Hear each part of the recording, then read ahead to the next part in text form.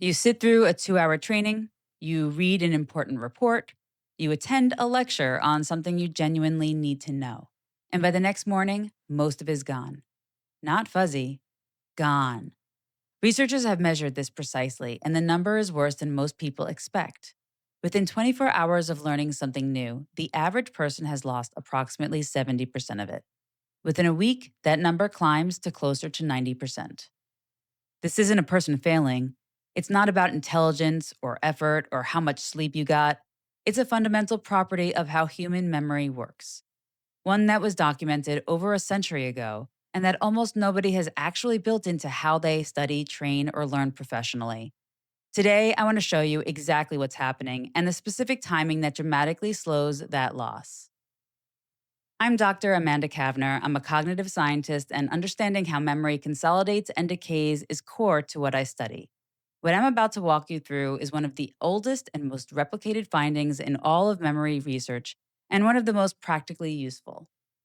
In the 1880s, a German psychologist named Hermann Ebbinghaus did something unusual for his time. He ran a rigorous experiment on himself, memorizing hundreds of lists of nonsense syllables, then testing his own recall at precise intervals over days and weeks. What he produced was the forgetting curve, a mathematical description of how memory decays over time when there is no attempt to review or retrieve it. The curve drops steeply. Most forgetting happens fast, in the first hour, the first day. After that, the curve flattens, and what remains tends to stay. But by the time it flattens, in the absence of any review, most of the original learning is already gone. Here's the part that matters for how you should respond to this. The forgetting curve is not fixed. Ebbinghaus also discovered that each time you successfully retrieve a memory before it fully decays, two things happen. The forgetting slows down. The curve becomes less steep. And the interval before the next retrieval can be longer. In other words, the memory becomes more stable each time you retrieve it, and it needs less frequent reinforcement over time to stay accessible. This is the mechanism behind what cognitive scientists called spaced repetition, and it's the direct application of the forgetting curve to practical learning. You're not reviewing on a fixed schedule. You're timing your review to happen just before the memory would have faded, which is the exact moment when retrieval does the most to strengthen it. Timing that research suggests works best: review new material within the next 24 hours, then again at 3 days, then at 1 week, then at 1 month. Each review resets and flattens the forgetting curve for that piece of information. By the fourth review, the memory is stable enough that most people retain it for months or years without further reinforcement. So, if this has been known since the 1880s, why doesn't anyone do it? Two reasons, and both come down to how learning feels versus how learning works. The first is that massed practice, studying everything at once close to when you need it, feels more efficient. You sit down, you go through the material, you feel prepared. The problem is that this approach front loads familiarity right before the test or presentation, which, as we covered last week, produces a strong feeling of knowing and weak actual retention.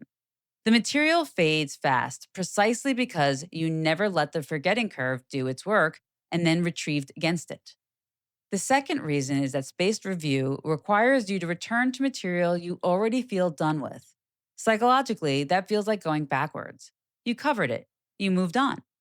Coming back feels redundant, but that feeling is exactly backwards from what the memory research shows.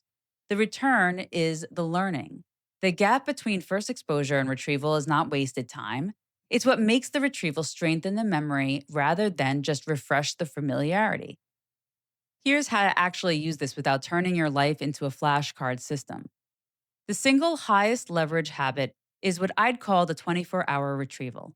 Within 1 day of learning anything important, a meaning, a training, a book chapter, a conversation, spend 5 minutes writing down everything you remember from it without looking at your notes. Not a summary of your notes, your own reconstruction from memory, gaps and all. That 5 minute retrieval does three things simultaneously. It resets the forgetting curve for everything you successfully recalled. It shows you precisely what you've already lost, which is information you need. and it consolidates the material more deeply than any amount of rereading would have. Then come back at 3 days and do it again. By then, you'll notice some things came back easily and some required effort.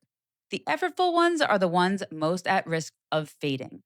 Those are the gaps to close before the 1 week review. If you want a structured system that builds this timing into daily practice with prompts, exercises, and tracking built in, that's exactly what the How to Learn Anything workbook is designed around. The link is in the description, but even without it, the 24-hour retrieval habit alone will dramatically change what you retain from everything you learn. Here's what I want you to take away from this. Forgetting is not a failure of effort or intelligence. It's the default behavior of human memory in the absence of retrieval. The curve drops whether you're a medical student or a CEO, whether you paid close attention or let your mind wander. The material fades because that's what unretrieved memories do. What changes the curve is not studying harder or longer at the point of first exposure. It's returning to the material at the right intervals, retrieving it actively, and letting that retrieval do the consolidation work that passive review never does. If you watched last week's video, you already know why rereading doesn't work. Now you know when to retrieve instead.